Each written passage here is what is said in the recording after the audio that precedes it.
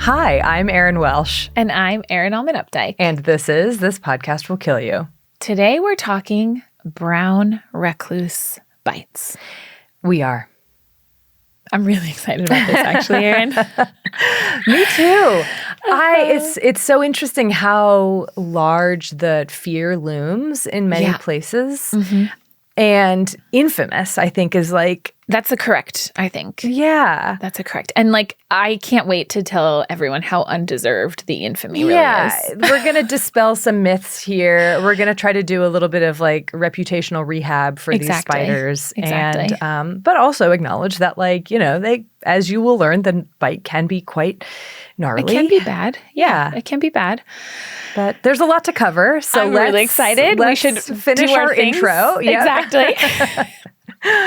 First up, it's quarantine time. It is. This week, we are drinking a tangled web. A tangled web. Yeah, it is. Hold on. I wrote in my notes because we picked this out. Cherry juice, lime juice, soda water, and maraschino cherry syrup. A little bit reddish, a little bit bloody, maybe.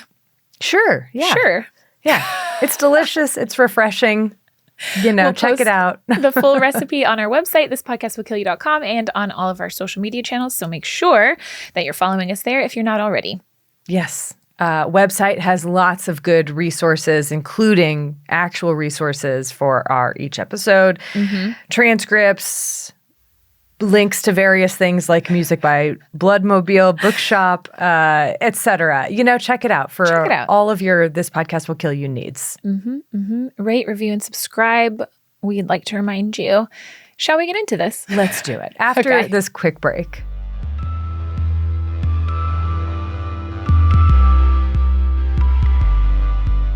Mrs. C.S., age 24, entered the hospital because of a spider bite on the ulnar side of the right elbow and a rash over the entire body with the exception of the face. She stated that while riding in an automobile, November 5th, 1928, she suddenly felt a sticking sensation on her right elbow. She removed her coat, ran her hand into the sleeve, and withdrew a small object which dropped to the floor of the car and which, when recovered, was found to be a rather small tan spider. Her arm began to pain at once, the pain becoming progressively worse. On returning home an hour later, she examined her arm and found a dark red spot surrounded by an area of pallor. She slept well until 3 a.m. without a sedative, when she awakened with pain in her right arm and a generalized rash, which was most pronounced on the abdomen and back. Her arm, at this time, was aching and had swollen somewhat. The next day, the swelling was very pronounced. 4 days later, the rash seemed to be fading, but the following day, it was as bad as before. Before entering the hospital, the patient had a rapid pulse, but her temperature reaction was mild, never much over 100 degrees Fahrenheit. She entered the hospital 5 days after having been bitten. The patient was anxious and restless. The arms, legs, abdomen, and chest were covered with a scarlatina-form rash with a few small pustules on the legs. On the inner surface of the right elbow was found a small reddened area with a yellow center, resembling a small pustule. The area around the elbow was swollen and tender. The entire abrasion was not more than 1/4 inch in diameter. The treatment was essentially palliative, consisting of sedatives internally and starch and sodium bicarbonate baths. A solution of 0.5% lead acetate was used in wet packs applied to the area of the bite.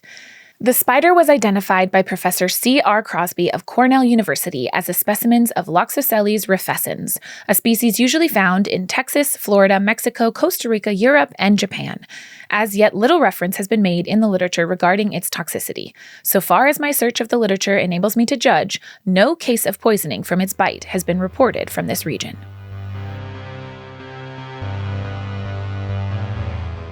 So today's episode is not about all spiders by any means, because spiders are incredibly varied. There are somewhere between 40 and 50,000 species that we know of, and probably another 90,000 species we have yet to discover or name. And they exist in every ecosystem on the planet except for Antarctica, etc. Yep. But what we are talking about today is one specific spider, which is the brown recluse, Loxosceles reclusa. Now, this is one of a handful, literally just a handful of spiders that are considered medically important. Mm-hmm. In fact, there are at least 100 related species of Loxosceles. Many of the venoms of these different Loxosceles species all act very similar. So I'm going to focus on the brown recluse today because this is like one of the most infamous spiders aside from the Black widow. Black widow, which I couldn't remember the name of real quick. But in the US, I feel like the black widow is like the most famous. And then the brown recluse is also the most famous. I feel like they're equal. Sure. I don't know. I don't have a statistic on that. Yeah. But the brown recluse is actually not found in very much of this country. It's really only found across the south central U.S. from like the lower Midwest, like halfway through Illinois, and then down into the Gulf. It goes as far east as like Tennessee and then as far west as like just to the edge of Texas, kind of. Yeah. It's like not quite in Colorado, for example. No, it's just the very edge. Not in Colorado. It's not in Colorado. It's not here in California. There are a few other species in the U.S. One that is called Loxosceles deserta that is in like Arizona, New Mexico, and a little bit of California. And there are a number of other species of, again, medical importance throughout Central and South America, including Loxosceles intermedia, gaucho, latia, and refusens, which is actually the Mediterranean spider that has been invasive in a number of areas as well. So all of these recluse species are these kind of small-ish brown spiders. They're maybe like 1 to 2 centimeters in total, including their legs. Some of the older ones could get up to like 3 centimeters. So they're really not large. That's very small, yeah. Yeah. I think we're going to have to find some pictures to post of these too. So we will. We will. But their legs are very long and slender. Yeah. And they don't have one of those real globe-like abdomens that we see in black widows. Their abdomen is a bit more elongated, and their whole body, the cephalothorax, the top part, and the abdomen, they're quite a bit flatter than other like real hefty looking spiders. And they tend to sit with their legs quite outright. So they're not all bent up. And that's because they like to hide in teeny tiny little cracks and crevices. So they're really a flatter spider than some big like, Right. Tarantula looking. Right, exactly. Guys. They can vary in color from a like lightish yellowy brown to almost a gray, or as they get older, they darken, which I think is really interesting. So they can be quite dark brown if they're an older spider. Yeah. And they're very famous for having this so-called violin pattern on their cephalothorax. Or fiddle. Or fiddle, a violin or a fiddle. So they're often called violin or fiddleback spiders. I don't see a violin as hard as I try. In theory, it's like the neck of the violin points towards their abdomen and the body of it is towards their head. I don't think it looks like a violin at all. And there's plenty of other spiders that have similar like violin patterns. So really, that's not a good way to identify them. What is a good way to identify them is that, number one, their abdomen and their legs are one color. They don't have patterns on their abdomen or on their legs. So if you see a spider that has a pattern on their belly or their legs have speckles and splotches, that's not a brown recluse. And they have 6 eyes. I have that as a fun fact. So fun. Yeah. And they're arranged in 3 pairs. So they have these 2 in the middle and then 2 on either side. It's kind of cute and ridiculous looking. And so that's how you can kind of identify them. They make webs like pretty much most spiders, but they don't make those beautiful like Charlotte's Web kind of webs like orb you think weavery of, type. orb weavery types. In fact, they make these really tangled mish-mush sheet webs that they use to just kind of cover little cracks in bark or under rocks or holes in the ground or maybe in a pile of lumber in your backyard or bookshelf or under your bed in your basement, whatever it is. And they can live for a number of years. That's another of my fun facts. I'm going to have nothing to talk about. I won't say anything more. Okay. No, they live. It's okay. You can keep going. That's literally all I have, Erin. Oh. That's the spiders themselves, okay? So the most important thing about spiders for humans is that they make venom. All spiders make venom. And the last time that we talked about venom was in our snake venom episode. Wow, yeah. A really long time ago. We need to do more venoms. I know. And to distinguish a venom from a poison, which I feel like is important. Yes. A poison is a toxic substance that's produced in nature, so by a plant or an animal, that usually can produce symptoms via any kind of contact, so contact with mucous membranes or via ingestion, whereas a venom is a specific type of poison that is delivered via this specialized system where it has to be injected, okay? Most venoms are used either for prey capture or as self-defense. Yep. And while all spiders have venom, and venoms are by no means unique to spiders or even arthropods, lots of animals make venoms, spider venom is really interesting because it can vary really widely across the spiders, all spiders. Yeah. But in all of them, they're housed in this specialized pair of appendages called the chelicerae, which I think are very cute. And they're basically, I think people think of them as the fangs because it's what sticks out from a spider's little face. Yeah. But if you think of like your hand as the actual chelicerae and then your fingers are the fangs sit tucked up underneath their chelicerae. And then the venom glands are located in the chelicerae. They have a duct that goes down to the tip of the fang, and they're surrounded by muscles and nerves. So the spider can actually control how much venom it releases with each bite, or whether it releases any venom at all. Interesting. And so basically when a spider is ready to, it flicks its fangs out and then stabs them in and then releases whatever type, whatever mixture of whatever amount of venom they decide to do. What are the fangs made of?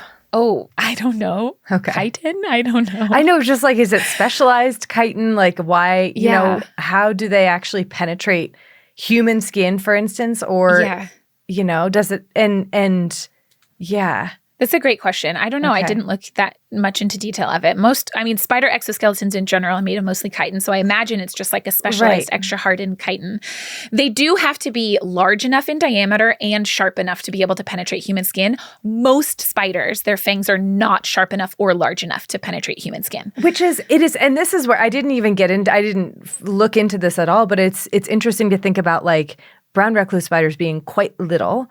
Yes. Why do they have fangs that are capable of this? That can do that. Yeah, it is interesting. Yeah, I don't have an answer for that. Little beat bops. I mean, black widows are real small too. Yeah, they are. Yeah. So I don't know. But then similarly sized or larger spiders don't necessarily. Yeah. Or maybe their venom is just not as potent. Or their venom is not as potent. Right. Even if their bite can penetrate. There are spider bites, yeah. Yeah. So let's talk about the venom of the brown recluse, shall we? Let's do it. It is a lot. Like, there are a lot of different enzymes contained in this venom. It is not just one thing. But the most important of which we think for human, like the kinds of symptoms that we see from a human bite, is called sphingomyelinase D, which is just one type of enzyme. But what it does is it attaches to our cell membranes, especially on our red blood cells, but also on like our endothelial cells. So that's the cells that line our blood vessels, and lots of other cells kind of indiscriminately. And what it does is disintegrate these cell membranes. So it causes our cells to lyse and break open. Not great. And that in our body is going to cause the release of a huge amount of inflammatory markers, right? It's going to stimulate our immune system because we're like, why are our cells breaking open? It's also going to trigger our clotting cascade, which see our hemophilia episode for all the details on that. 4 or 5 years ago, who knows how long, if not more. And so what this means is that things like our red blood cells are being hemolyzed. They're breaking open. The stuff that's in our red blood cells are spilling out, and our clotting cascade is being activated. And so this can cause both bleeding and a coagulopathy, so blood clots that can form. So then what we can see is surrounding the area of the bite where this venom has penetrated, we can see tissue death or necrosis. And as this venom diffuses through our bloodstream, we can see more serious symptoms depending on kind of how far it goes and how rampant the immune response really is. And does that depend on location of bite? It's such a good question.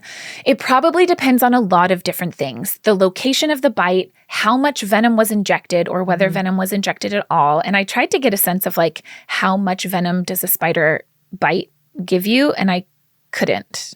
I don't know if you found that anywhere. I found one paper that said that the approximate amount of venom per bite was 2,000 nanograms. But the citation on that was like a personal communication with some dude who raises spiders. So also, like, that number has no meaning. It has no meaning. Exactly. All, like how many milliliters? I have no idea. No, it's a very, very small amount, right? This is a teeny spider. It's injecting a very small amount, but it's very potent venom, right? Mm-hmm.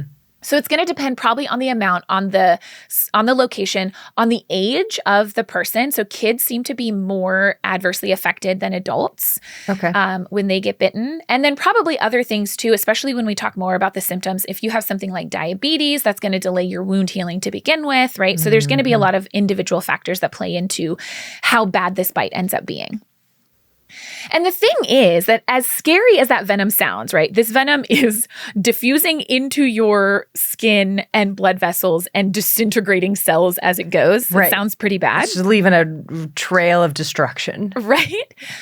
You are so unlikely to be exposed to this venom. Yeah. Right? Yeah. Because first of all, these spiders are nocturnal. They're not out and about wandering around when we are. They're holed up in teeny tiny cracks and crevices. They are not aggressive spiders. They're really not. They're called recluse for a reason. Right? They are really not aggressive. Like, there are spiders in Australia that will chase you around the room or like rear up and attack you. And these spiders really don't. They really, really try to avoid contact with you, and they will bite you if they are, for example, wrapped up in your summer towels that you finally take out and then wrap yourself around in, and they get squished between you and a towel. Those are the kinds of situations that they bite within. Yeah.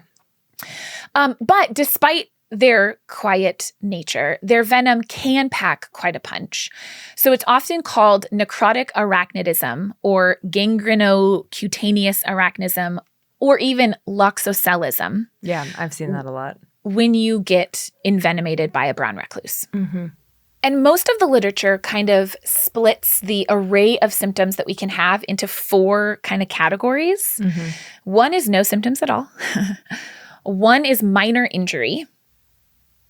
I guess that's number 2. 3 is like a slightly worse skin lesion that may leave a scar. And then finally, you can have systemic symptoms. So we can kind of go through all of those. Often the bite itself is not necessarily painful, which can mean that it's hard to know right away if you got bitten. You don't necessarily feel the moment that those fangs puncture your skin.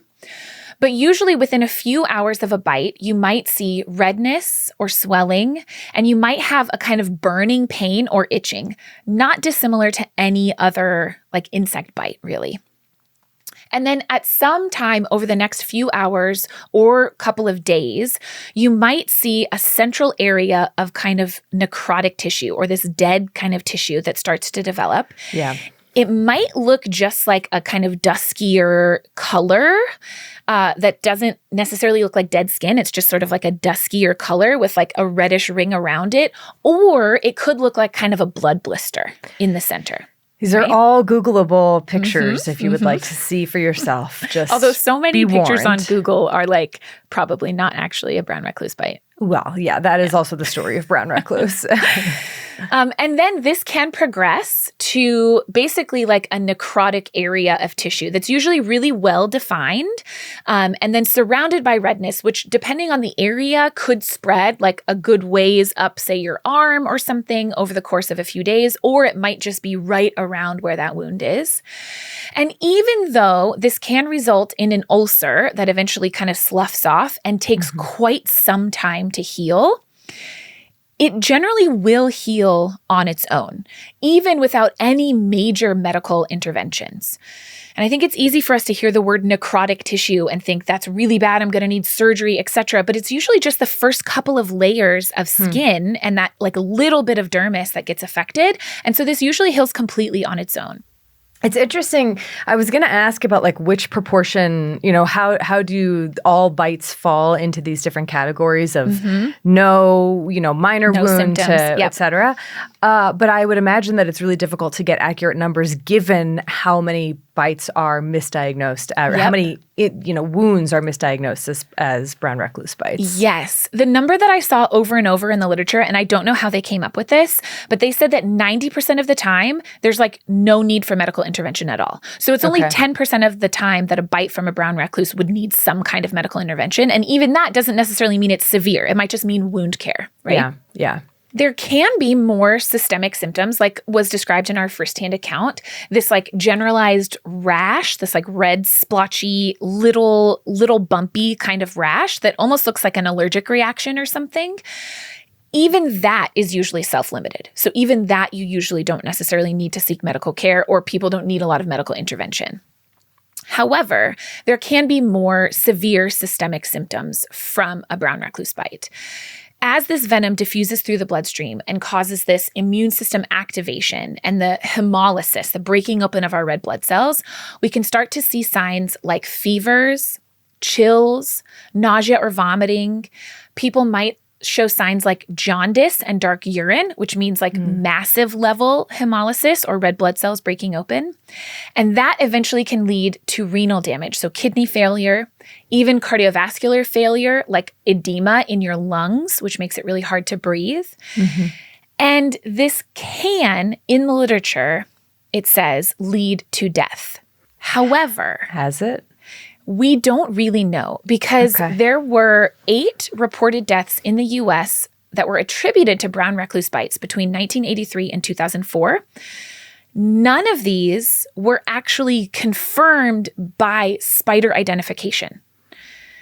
So there are reports in the literature of brown recluse bites being fatal, but I couldn't find any that were like really, really confirmed that there was a brown recluse. Either we saw a bite or there was a spider recovered shortly after these symptoms started, and that spider was identified to be a brown recluse. Right. So it's a little unclear if those systemic symptoms really were from a brown recluse bite or not. And that's the thing that makes this so hard. Yeah. Is it's really hard to definitively diagnose a brown recluse bite. Or any kind of spider bite. Any spider bite, without having, and like you want to make the right diagnosis. Right. But how do you do that? How do you do that? And technically, to actually diagnose a spider bite properly, you have to save the spider. So you have to have the spider with you. That spider needs to be identified by somebody who actually has some degree of expertise in identifying spiders, because us as the general public are really not good at it. There's some interesting papers about people sending in brown recluses. Most of them are not brown recluses. And a lot of times you might not feel the bite initially. So if you didn't witness the spider bite, or if you didn't find a spider very close to you or like in your bed when you woke up with a bite or something like that, it's really hard to directly connect those two things. And there are so many other conditions that can mimic these bites. Oh my gosh, so many. A staph infection, a strep infection, cutaneous anthrax, a vasculitis, some kinds of cancers, atypical mycobacterial infections, diabetic ulcers, septic emboli, other bites and venom stings from other kinds of insects. The list really does go on. And brown recluses are not ubiquitous across this country. No. So they're often diagnosed in areas that they don't even actually exist, which is wild to me. Yeah. But because we don't learn the distribution of spider species in med school. So just saying. You just learn about brown recluse bite. Brown recluse bite. And so you see a thing and you're like, and someone comes in and says, I think this was a spider bite. Spider bite, yeah. Right? So they're really hard to diagnose. We also don't have any like specific treatment or any specific diagnostics to be like, can I identify brown recluse venom in your blood? We don't have that. Yeah. And there's really no consensus on how we actually treat this. So it's really just depending on what someone's symptoms are, what you're going to do to treat it, which I think is interesting too. Okay, let's say that you have some sort of necrotic skin lesion. Does your course of treatment differ based on whether that's caused by a spider bite versus something else? I mean, yes, it could. But like, it is kind of interesting, like how, I don't know, like does it? Right. When would you, I mean, maybe if it's like MRSA, you're using antibiotics and stuff like that. But like, I think that's the biggest thing is like whether we need to use antibiotics. If it's just a spider bite, you probably don't. But it might really look like something that you would want to use antibiotics for. Right. So it's one of those that just is going to need monitoring, right? Right. Yeah. Did you see anything about immunity? I did not. Did you? I did. I mean, only minorly. And I don't know if I actually wrote it down anywhere, but there was a study that looked at exposure to of rabbits to spider bites, multiple spider bites. Okay. And so they did say okay, yes, this can kill a rabbit. Yes. But we have a lot of good animal studies on the effects of the venom in animals. Yeah. But then they also said that those rabbits that did not die from the spider bite then re-exposed tended to have less severe reactions. Oh, that's so interesting. But it was also it was not, I don't think this was a recent paper, and I don't think this was it was just sort of discussed. So I don't know the degree of immunity or whether that was demonstrated clearly or just suggested. Oh, that's so interesting. Yeah. Well, Erin, that's brown recluses. Can you tell me about these spiders? And our long, I assume it's a long history with these, although I don't know. What is it? That's a great question. Okay. Let's see what we can find out. Brown recluse spiders, like we said, are infamous. They are widely feared. They are hated, even, I would say. There are not a small number of people who actively hate, not just brown recluse, but all spiders. But it is fascinating that of the 53,000 or so species of spiders on this planet, they are only one of a handful with name recognition. Yeah. We can probably name a few other ones. Wolf spiders. Wolf spiders. But I feel like I can say wolf spider. I don't know that I can picture. Well, probably. I think I can. Yeah. Tarantulas, think orb about weavers. Orb weavers. Yeah. But then there are different types of orb weavers, jumping spiders. Spiders. They're my favorite. They're very, very cute. But yeah, these are definitely one of the few celebrities of the spider world. Yeah. And based on what you told us, Erin, about these painful necrotic wounds that their bites can cause, that fear is understandable. I'm not going to say it's completely unreasonable to fear spiders, but it is also out of proportion to the actual risk that they pose to most people. Yeah. Like we said, if you compare a map of the range of brown recluse spiders with one of diagnosed bites, a bunch of those bites are well outside the range. There was, I think, a paper that was describing brown recluse bites in Colorado saying that they are a common seasonal occurrence, and it's they don't exist. They don't exist here. And if they do exist here, they're transient. And I'll get into why their spread is not very likely. But anyway, they're scapegoats for a lot of different things. Like you mentioned, there have been diagnosed brown recluse bites that are actually strep, chickenpox, diabetic ulcer, chemical burn, syphilis, Lyme disease, Stevens-Johnson syndrome, fungal infection, and even in that 2001 anthrax bioterrorism, that's when it was misdiagnosed as a brown recluse bite. That's wild. And it didn't happen. The person who had this anthrax, cutaneous anthrax, did not live in an area where brown recluse exist. But if you don't have anyone who knows that on your medical team, then why? I mean, anthrax isn't exactly common either. So why would that be the first thing that you think of? So yeah. And it's sort of it's like when you hear hoofbeats, you think horses, not zebras. But I do feel like a lot of the time zebras are brown recluse and everyone thinks zebras. And 100%. It's don't think zebras, don't think zebras. And then you're we treat them like horses, but they're it. Actually zebras. Yes, yeah. But yeah, there's one report that I thought was really interesting, showed that of the 600 people, they did a survey who sought help for a spider bite at hospitals in LA and Arizona.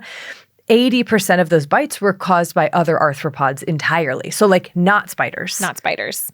But the reputation of brown recluse spiders as these deadly beasties just laying in wait to necrose your limbs, that's actually a relatively recent reputation that they got. So recluse spiders were suspected of causing necrotic skin lesions as early as the 19th century, in the medical literature at least. No doubt people had made the connection long before and been spider bite is not good. Spider bite, avoid. No one wants the spider bite.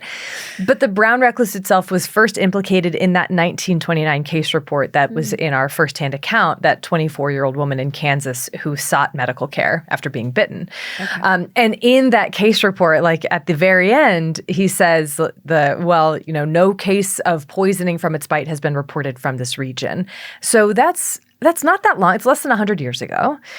And occasional reports trickled in the years that followed. And 1957 is kind of when things really shifted. So there was a case that confirmed that a bite from Loxosceles reclusa could cause necrotic skin lesions. So that kicked off a slew of others. And you can actually see the rise in how often the phrase brown recluse was used starting in about 1960. So have you ever used Google's Ngram tool? Oh, it's like a tool that shows you how often a certain word or phrase or whatever is used over time. So you plot it and it's like a little bump and then it's like 1960 it starts to rise. Oh, and that's it's like so interesting. Still not very commonly used, but it is interesting. Suddenly the world had begun to take an interest in this shy spider. So 1960 and beyond led to this uptick in fear of this spider. But what else did we learn in this time? I've got a few spider fun facts. I think I have a couple remaining. 6 eyes, got that. Terrible vision. Their nests are not, or their webs are not. I didn't know they had terrible vision. Not very great. Their nests are not super impressive. They can't balloon. So the way other spiders use their silk to like catch a breeze and they'll traverse some distances. So if you think of spider's web, and I think Darwin even called them little aeronauts. Okay. Something like that. But this actually keeps their potential for dispersal pretty low. So when specimens are found outside of their typical range, it usually means that they were transported by human activity. So like here's a load of lumber, here's a shipping container, here's whatever. And so is it likely for them to get established in that new area? Also probably not, based on just environmental conditions. And so actually I found a paper looking at what people think the distribution might shift to as climate change happens. I saw that one. It's north. It's not range expansion. It's range just shift. Yeah. They're super shy naturally. It's in the name. But even among other brown recluses, there's not a whole lot of aggression. Like they're not social spiders by any means. There are some spiders that are more social, but they're not going to cannibalize each other if there's enough food to eat and enough crevices to hide in. Okay. Which is kind of interesting. Yeah. They can grow quite abundant within dwellings. So there was a house in Kansas that was 270 meters squared, or about 2,900 square feet. Okay. Where 2,055 spiders were recorded over 6 months. So one researcher caught more than 80 spiders in under an hour by hand. Yeah.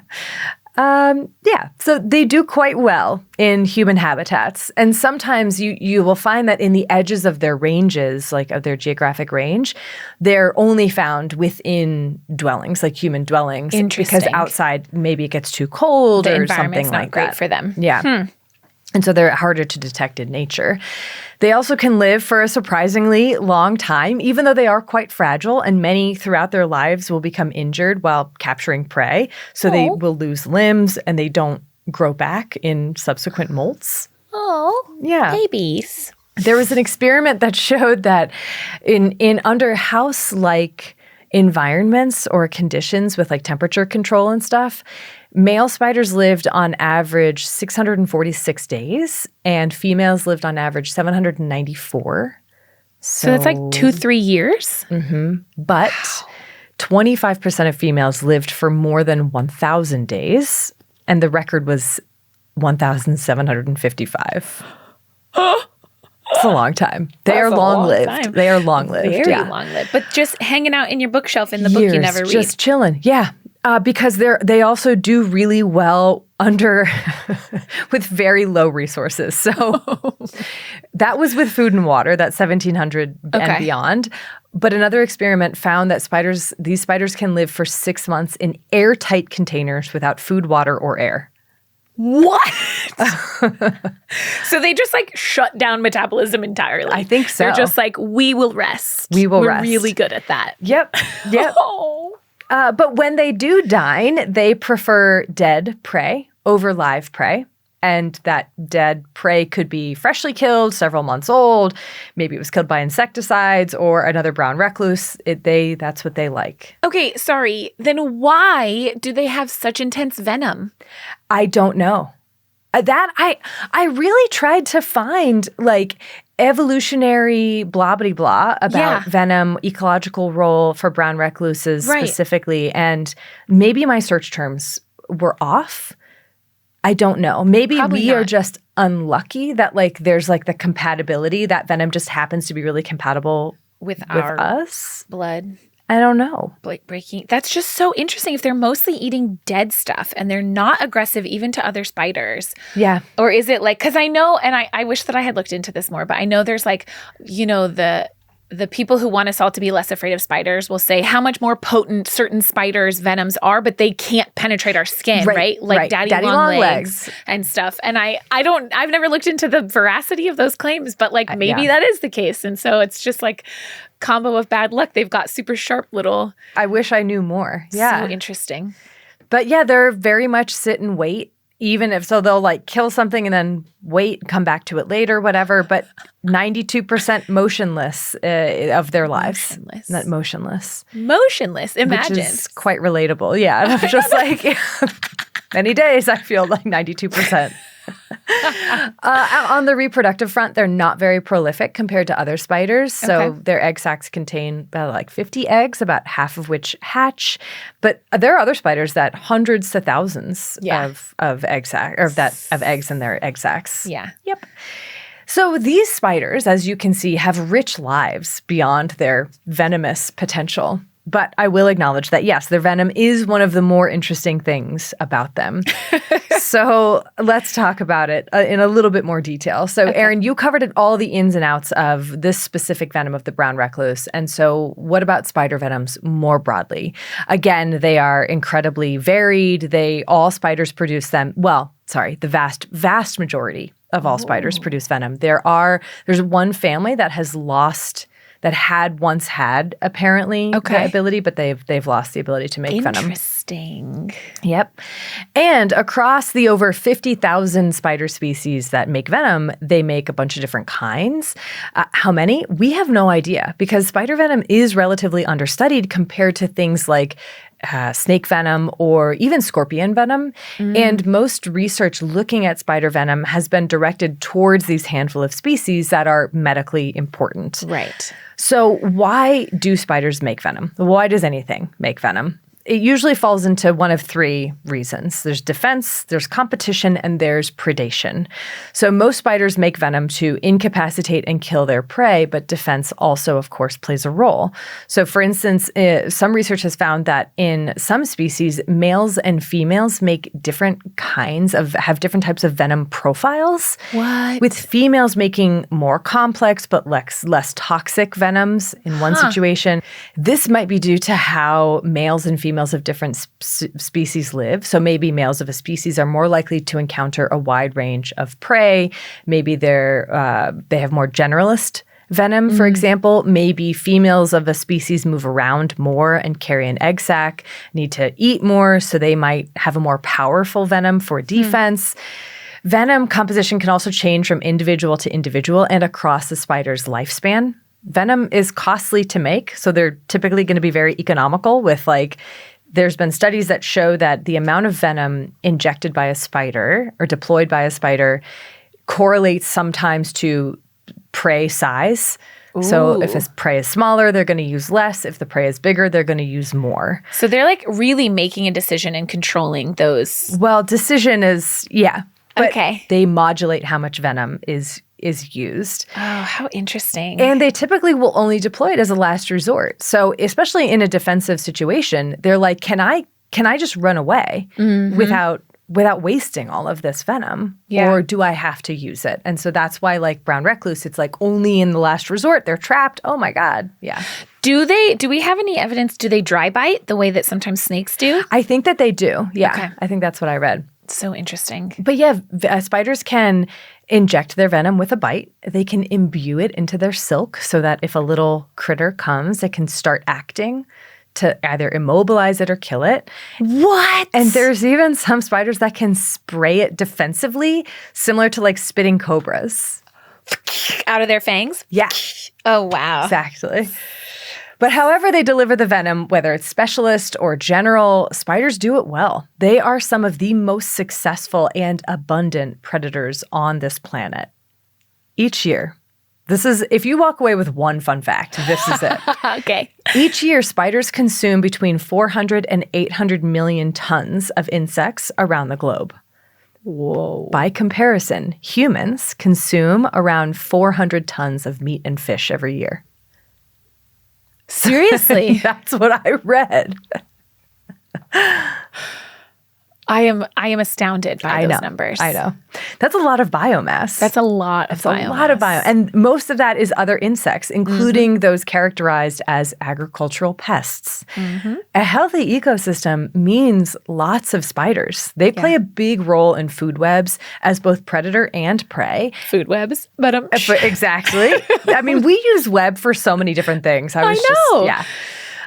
But in cultivated areas like farms and orchards, they are of tremendous importance in keeping down numbers of critters like aphids or any other like pests. None are coming to mind right now, but they're especially helpful in areas that are pesticide free because if you can avoid just like spraying and spraying and spraying, right? Spiders are your friends. Yeah, they are.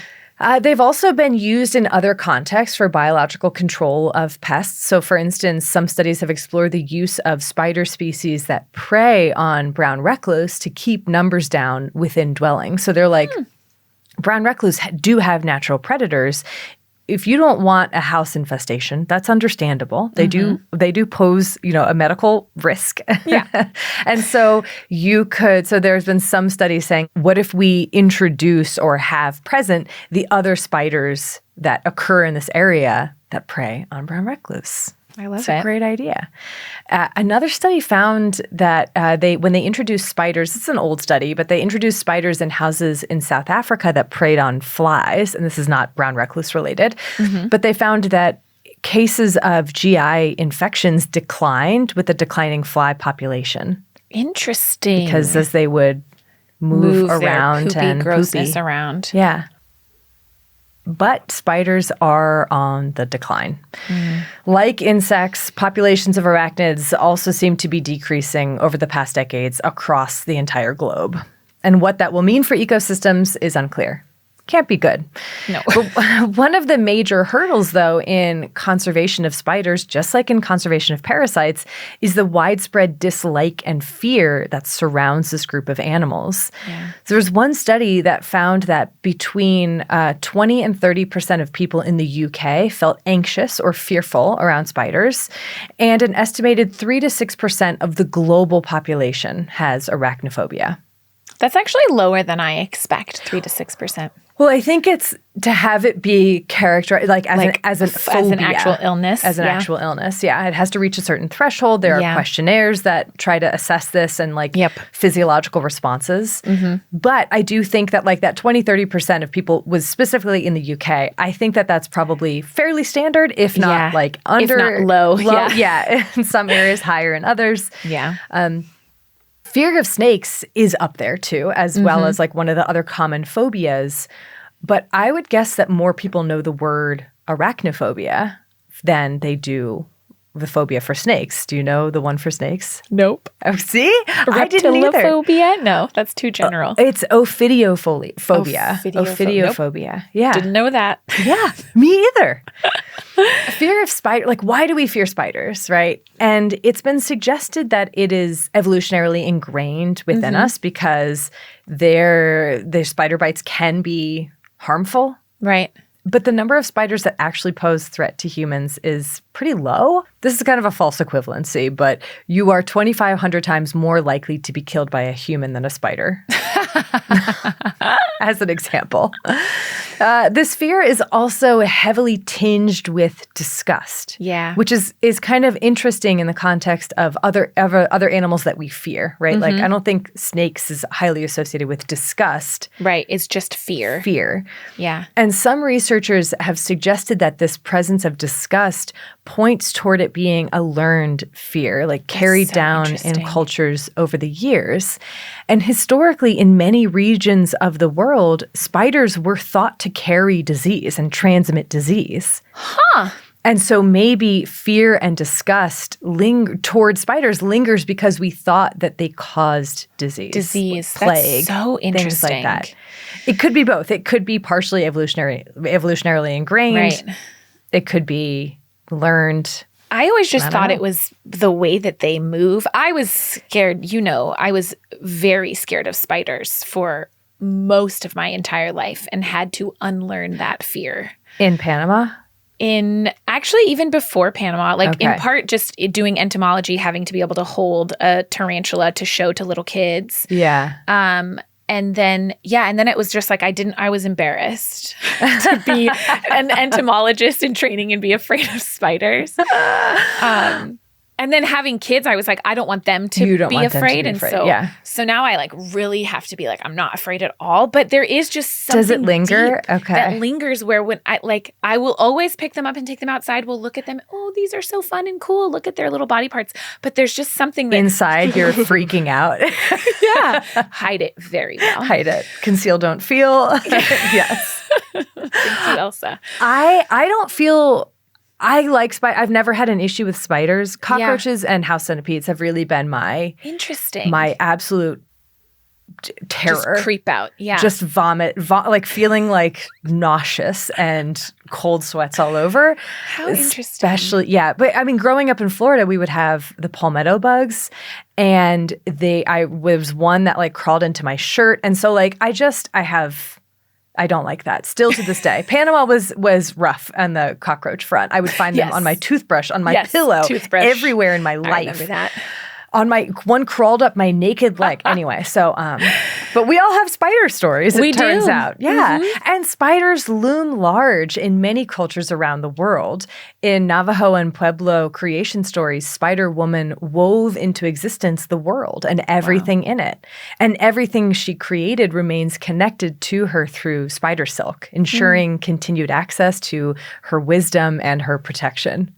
That's really nice. There's the Greek myth of Arachne, a talented weaver who was turned into a spider by the envious goddess Minerva. She was like, you want to weave? Here you go. Here you go. You think you're better weave than me? Forever. But these spiders show us so many different things. There's no one word or personality trait that we ascribe to spiders continuously, right?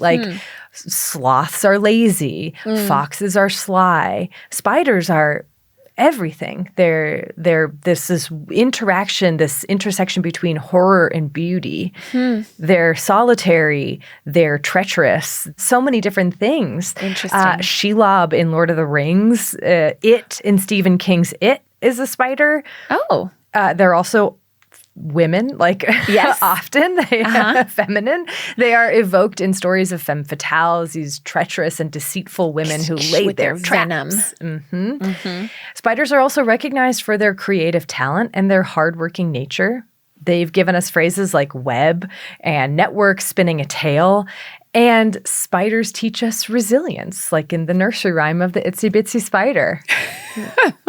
And crawled up the spout again. And then every single time, you just got to keep doing it. E.B. White, the author of Charlotte's Web, wrote, quote, "Once you begin watching spiders, you haven't time for much else. The world is really loaded with them." Isn't that cute? That is really cute. The story of how he got the idea for Spider's Web, for Charlotte's Web, is he had found a spider in a barn, brought her in a shoebox to his apartment in New York. She hatched a ton of spiders, and he just let them chill, and he was just wanted to see them, and he was enthralled and entranced by these little spideys. Yeah.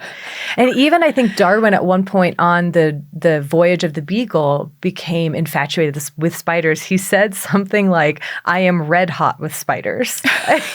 He was just loved watching them and loved watching them balloon across the ship. But that is kind of cool. It's true. The world is loaded with spiders. And I used to do this a lot, especially in Panama, but I highly recommend next time you're somewhere in nature at night, could even just be a backyard, take out a flashlight, a headlamp, shine it on the ground. Yeah. Those glittering sparkles that you see scattered throughout the grass, throughout the trees, throughout the bushes, many of those are spider eyes. Yeah. And it kind of is like, maybe that's scary at first, and maybe it's comforting, because how often do you actually see them? How often do you interact with them? Right. These things are doing so much work for us. We don't have to roll out the welcome mats for the brown recluse, the black widows of the world. Take them out of your house if you don't want them inside. Yes.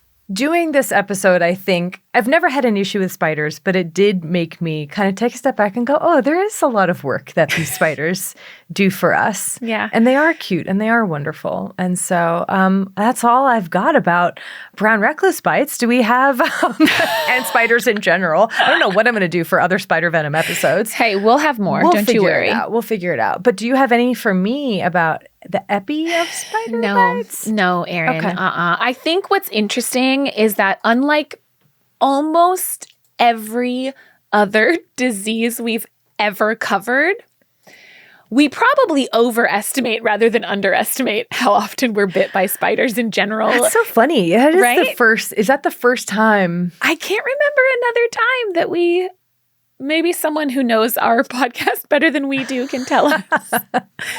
But especially when it comes to spiders like brown recluses, most of the time, if you think it is that, it probably isn't, which is so interesting. There was a paper from 2006 that went through all of the case reports that they could find of supposed brown recluse bites in the US. And of 908 case reports, only 8% of those were actually confirmed with a spider and confirmation that spider was a brown recluse. Yeah. So it's really hard to say how often people are actually being bitten and how often those bites are bad enough to really need medical care. Well, and it's also interesting. It's probably both underdiagnosed and overdiagnosed, because how many people get bitten and never realize it? Never even realize it. Exactly. Although there was that paper that you said where they found 2,000 spiders over the course of 6 months in a house. No one was bitten. No one was ever bitten. Yeah. I forgot to mention that. That is a pretty cool. 2,000 spiders all around your house. Although that was a big house. You said 2,900 square feet. It's a big house. A big house. It is reassuring, though. It is very reassuring, right? They're just living among thousands of brown recluses and never having any issues with it. Yeah. That being said, I read that in Brazil, where there's a different species of Loxosceles that's most important there, there's about 3,000 annual reports of Loxosceles bites. Are those all for sure confirmed? I don't know. Right. But that's the data that I have. And like you said, it is not unlikely that the distribution of these spiders could change due to future climate scenarios, not necessarily expand.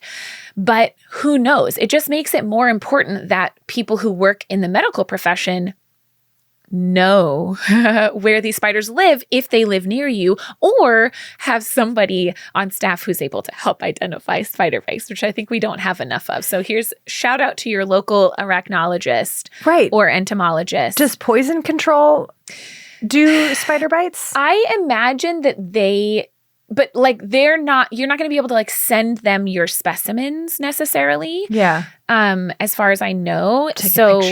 Take a picture, but I don't know. It's a great question. But that's all I have, Erin, for brown recluses. Hopefully we did a little bit of PR uplift of this species.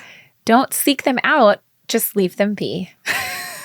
And that's the new end. PSA. Should we tell the people where to learn more about we definitely brown should. recluse? Okay. I have a bunch of different, kind of an assorted collection of papers. By Sandage et al. From 2005, Brown Recluse Spiders, A Review of Biology, Life History, and Pest Management was an interesting one, just an overview of them. By Lutica from 2022, The Biology and Evolution of Spider Venoms, if you want to know more about venoms broadly. And then by Davey from 1994, The Disgusting Spider, The Role of Disease and Illness in the Perpetuation of Fear of Spiders. Oh, I love that. Yeah. I also loved that Biology and Evolution of Spider Venoms paper. That was my first one on my list. There's also a chapter in the Handbook of Clinical Toxicology of Animal Venoms and Poisons from 2017 that was on the biology and distribution of spiders of medical importance. There's also a paper that was really interesting, super recent, 2026, in the Journal of Medical Entomology that was Recluse Spiders Contesting Myths on Distribution constitution, bite behavior, and medical risk in Florida. I saw that one. Yes. So interesting. They only have invasive Mediterranean recluse species in Florida, and even those are very low abundance. And they did super interesting, like trying to force these things to bite, and they just didn't. Right. They just wouldn't. They're like, why? This venom costs me to make. I want to keep it. Yeah. Anyways, that was great. There was a New England Journal of Medicine paper from 2005, bites of brown recluse spiders and suspected necrotic arachnidism. Listen, there's so many more. A lot. Check them out on our website, thispodcastwillkillyou.com, under the episodes tab. Yes. Thank you to Bloodmobile for providing the music for this episode and all of our episodes. Thank you so much. Thank you to Liana and Tom and Mark and Pete and everyone at Exactly Right for everything that you do to make this podcast and our YouTube possible. Hi.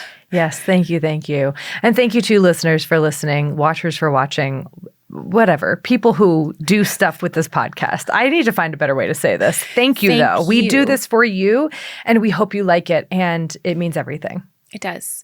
We will do more spiders, by the way. So tell us the spiders that you want to hear next. Yeah. And a special shout out to our patrons. Thank you so much for your support over on Patreon. It really does mean more than we have good words to tell you. Truth. Until next time, wash your hands. You filthy animals.